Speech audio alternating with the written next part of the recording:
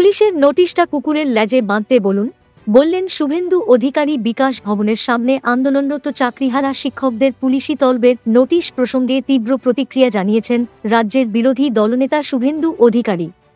সোমবার জলপাইগুড়ির বানারহাটে একটি কর্মসূচিতে যোগ দিতে যাওয়ার পথে বাগডোগরা বিমানবন্দরে সাংবাদিকদের মুখোমুখি হয়ে তিনি আন্দোলনকারী শিক্ষকদের উদ্দেশ্যে বলেন, যেতে না করুন আর ওই নোটিশটা কুকুরের লেজে বাঁধতে বলুন।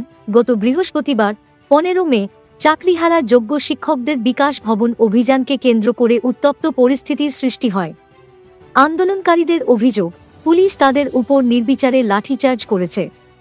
এই ঘটনার 24 ঘণ্টা পার হতে না হতেই আক্রান্ত শিক্ষকদের বিরুদ্ধেই সরকারি সম্পত্তি ভাঙচুর এবং সরকারি কর্মীদের কাজে বাধা দেওয়ার অভিযোগে বিধাননগর উত্তর থানায় অভিযোগ দায়ের করে পুলিশ। এর পরেই রবিবার 5 জন আন্দোলনকারী শিক্ষককে তলবি নোটিশ পাঠানো হয়। সোমবার বেলা 11টার মধ্যে বিধাননগর উত্তর থানায় হাজির না হলে তাদের বিরুদ্ধে কড়া পদক্ষেপ নেওয়া হবে বলেও নোটিশে উল্লেখ করা হয়েছিল। পুলিশের এই পদক্ষেপের পরেই রাজ্য রাজনীতিতে নতুন করে উত্তেজনা ছড়ায়।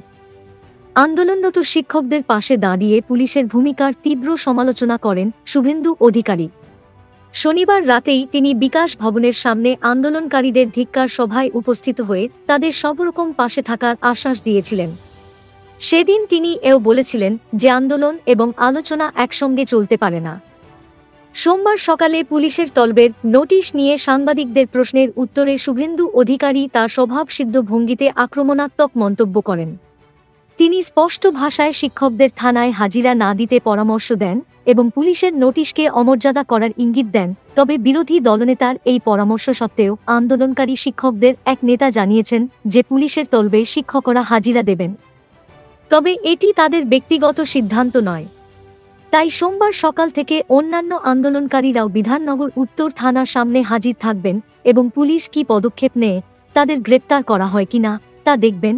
সব মিলিয়ে বিকাশ ভবনের সামনে শিক্ষক আন্দোলন এবং তার পরবর্তী ঘটনা প্রবাহ রাজ্য রাজনীতিতে নতুন মাত্রা যোগ করেছে।